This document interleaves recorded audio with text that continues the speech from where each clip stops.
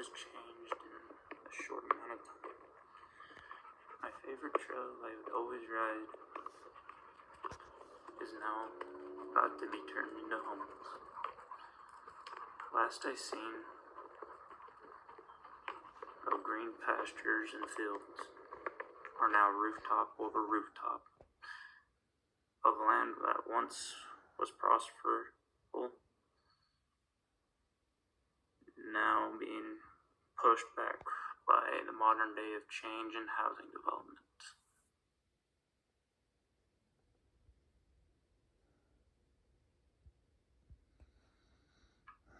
As I sit tall in the saddle riding down this sandy dirt road, I look out beyond the great horizon and see rooftop of rooftops covering up the great red rocks that make Utah one of its happiest places for tourists to see.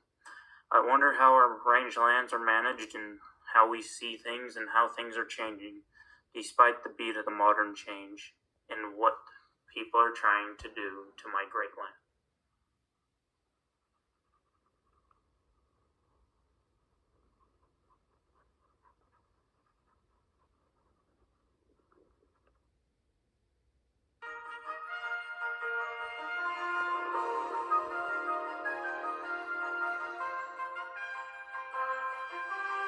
Hello, everybody. Welcome to this week's episode of The County Seat. I'm your host, Chad Booth. We want to talk about grazing. You know, the old adage always is, how are we going to continue to feed the population as the population grows? Well, the answer is we become more efficient at the way we do things. Grazing plays a big part of that, and today on The County Seat, we're going to look at that issue. We're going to talk about new techniques that improve grazing, improve the habitat, maintain the land better, and provides more yield. We will be taking a tour of Rich County to look at this issue. In fact, we are now going to join Terry Wood to find out why the grass in Rich County is always greener. In farming, it's well known that after a couple of years of growing on a patch of land, you let that ground lie fallow for a season so that it can rest and regain the nutrients it needs to continue producing your crop. This is called crop rotation. Surprisingly enough, this same principle is being used by cattle ranchers. In this case, it's called time-controlled grazing or rotational grazing, and it's helping livestock owners preserve the land for future generations. Time-controlled grazing is different from your typical foraging where cattle or other livestock are dropped off at a pasture for the season. The control system requires more available pastures and is designed to give the plants time to rest and recuperate.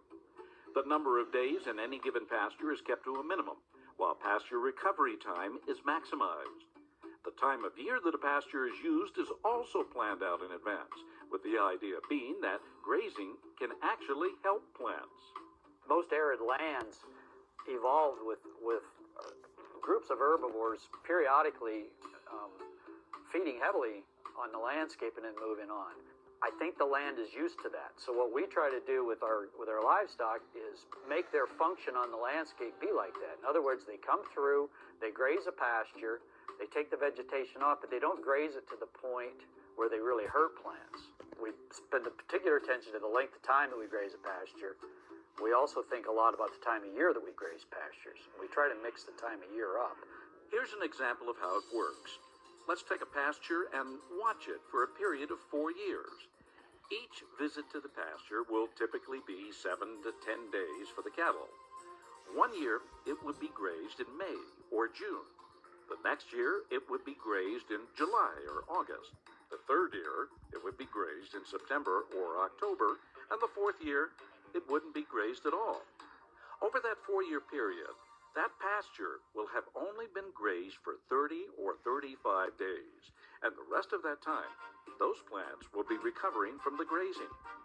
The first thing that we saw change in the mid-'80s was that the riparian areas, the streams and the meadows that have good moisture year-long, healed up drastically. When you compare that to areas that are season-long grazed as opposed to rotationally grazed, quite often the riparian areas are the areas that look the hardest hit. Essentially what we're seeing is less bare ground and more live living plants on the landscape. From an enterprise perspective, we've been able to run significantly more cattle. We probably run about a third more cattle now than what we did before. We've also seen increases in the wildlife populations as well. We don't often equate wildlife with a ranching operation, but another benefit of time-controlled grazing is that the abundant, nutritious green plants attract elk, mule deer, pronghorn, sage grouse, and over 260 different bird species. The exciting part was trying to dovetail that with agriculture, to try to take the idea that they don't have to be mutually exclusive. You can run livestock and you can also have wildlife, healthy wildlife populations. Less bare ground means more plants, which means more food and nutrition. It seems that with this alternating between grazing and inappropriate rest, it's the two of them together. It's not one or the other, it's both. It's alternating between the two. We've had a lot of independent people look at the wildlife populations here. We've had independent people look at our livestock and look at our landscape. And I absolutely believe, based on independent information, that this is a much better way of managing these western landscapes than season-long grazing. There's an opportunity to do some things different. There's certainly challenges in that there's some additional investment in terms of water and fence and some additional management that is somewhat limiting to some people, some operations. But we felt like they've been profitable investments here. The forage may be greener on the other side of the fence, but it may not be time to move cattle there unless that forage has been properly rested. For the county seat, I'm Terry Wood. Thank you, Terry, for that report. Now we have a good basic understanding of what is going on in grazing. We will be talking about rotational grazing and its impacts on communities and on agriculture in general when we return here on the county seat. Stay with us.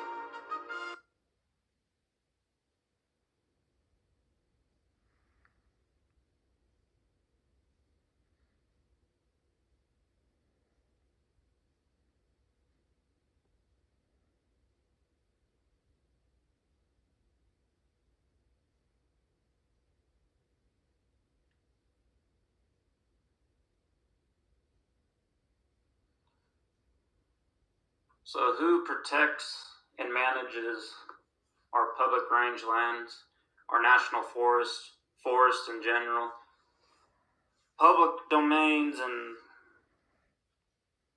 that? Well, the Bureau of Land Management, also known as the BLM, helps in the aid of protecting and managing our public rangelands to help maximize its potential so it doesn't go to waste.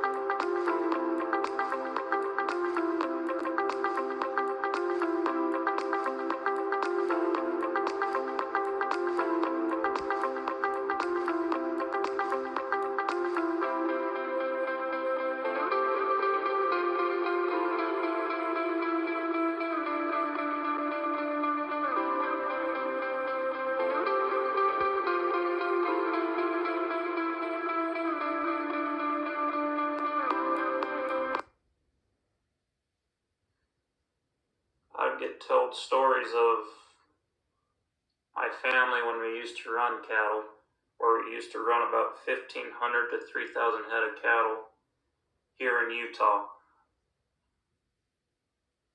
and used to grow crops and that, and have a bigger operation than most. I'm not gonna lie.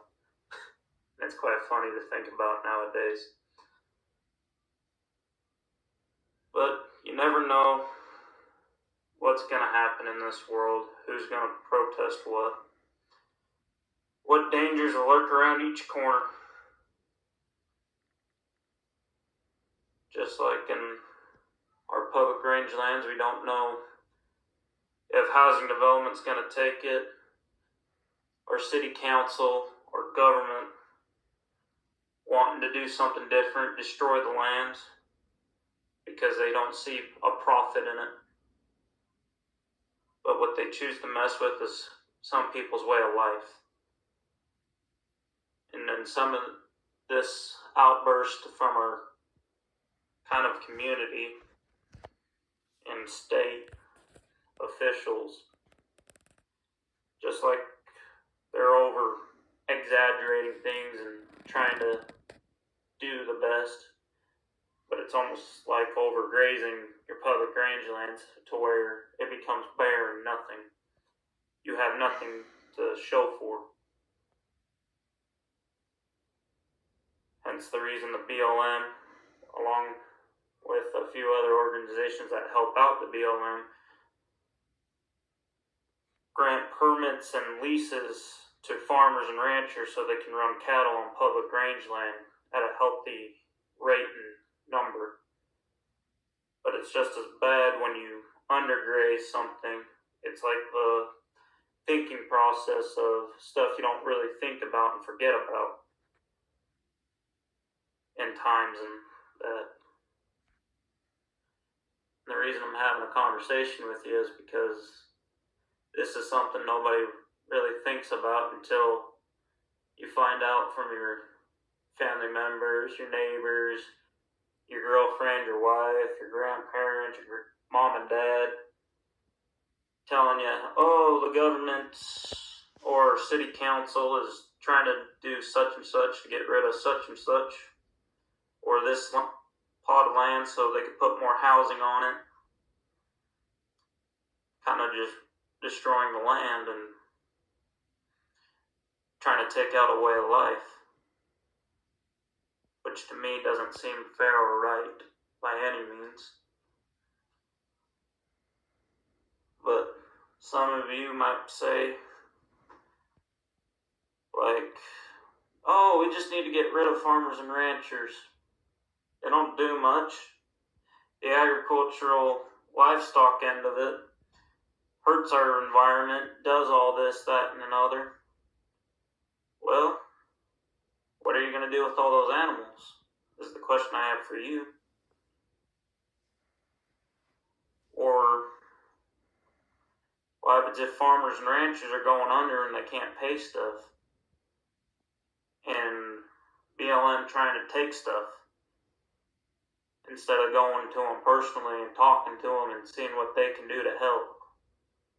Instead of,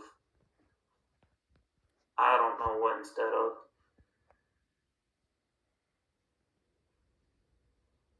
But it seems to be a constant battle in this world of fighting. I wish we didn't fight as much. I wish we can have a better understanding of people and accept it as a grain of salt, accept people for who they are and what they stand for. And just remember to always know who you are and what you stand for. The feds plan to shoot feral cows from a helicopter. Well, U.S. Forest Service managers approved that plan, so parts of the Gila wilderness are now closed today to pave the way for the Forest Service to begin the kill. Gabe Salazar shows us why some people are saying there are better ways to control the cattle population. Starting Thursday, a helicopter will make its rounds in the skies above the Gila National Forest, aiming to shoot and kill around 150 cattle in a remote stretch that spans over 870 square miles, an area that is also home to endangered Mexican gray wolves, elk, deer, and other wildlife. Forest officials say the wild cattle in that area have been destructive, especially in sensitive spots of the wilderness, reportedly damaged streams and rivers, but some say this method is just too cruel. We oppose as an organization the aerial gunning or the lethal removal of those cattle from that area. We believe there's more humane ways to solve the problem.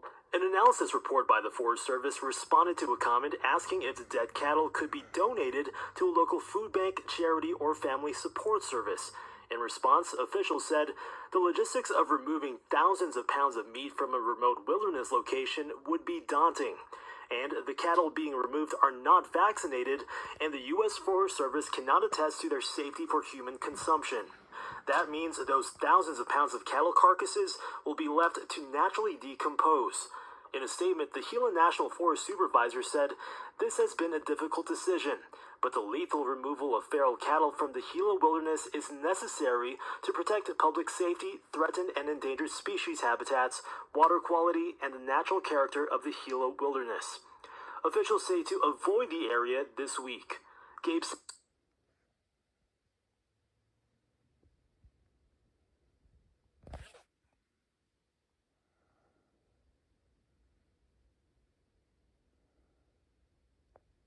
Federal agents clashing with protesters, some from armed militia groups who are arriving now from all over the country to support a rancher in Nevada whose 20-year tax fight with the government is now coming to a real boil. ABC's John Mueller is on the story. Good morning. This videotape is really tense. Pretty intense stuff, you're right. You could call it high noon time near Bunkerville, Nevada. The protesters see it as a freedom fight. The feds say it's about unpaid grazing fees and trespassing. One thing is clear, though, the situation very tense. Get back now! Armed with tasers and dogs, federal agents from the Bureau of Land Management clashed with protesters. Back up! You're gonna get It's a turf war that's been brewing for years, finally boiling over and caught on the cell phone video Wednesday. The Bureau of Land Management confirmed that 2 protesters were detained Wednesday and another one arrested just days before. All have been released. And I just saw federal agents throw my aunt on the ground. On the surface, it's all about cows. The Bureau of Land Management is removing cattle owned by rancher Cliven Bundy because they say he, quote, owes the American people in excess of $1 million and refuses to abide by the law of the land, despite many opportunities over the last 20 years to do so. Bundy claims states' rights, saying his cattle have grazed here for decades. I have no contract with the United States government. I'm paying grazing fees for management. That's what BLM was supposed to be. It's land managers. And they were managing my ranch out of business. So I refused to pay. The bad blood has sparked a roadside protest movement that is growing by day and night, with people from well beyond Nevada driving for hours to join in, bonding by campfires. They say they're fighting for something way bigger than cows. It's about the freedom of America. We, the people, we have to stand up. We have to stand up and fight. Now, the Bureau of Land Management maintains this is a matter of fairness. They say thousands of law-abiding ranchers do pay their grazing fees every year. As for local protest leaders, they have urged protesters not to wear camouflage and to keep any weapon. Did you know Utah has a law called the Utah Farmland Assessment Act, also known as Greenbelt or FAA, where they go and assess areas to see what potentially farmers or ranchers can produce in that area and meet a certain criteria, so they're taxed differently a little bit. And this goes for crops too. And some of the assessment is done by a few official members at Utah State that pretty much have a degree or have been studying this for a long time to go down and assess the land to see what it can yield, pretty much, and say if it's clear or not. And it's kind of funny in a way, in my opinion. But overall, it's just those simple acts that kind of help define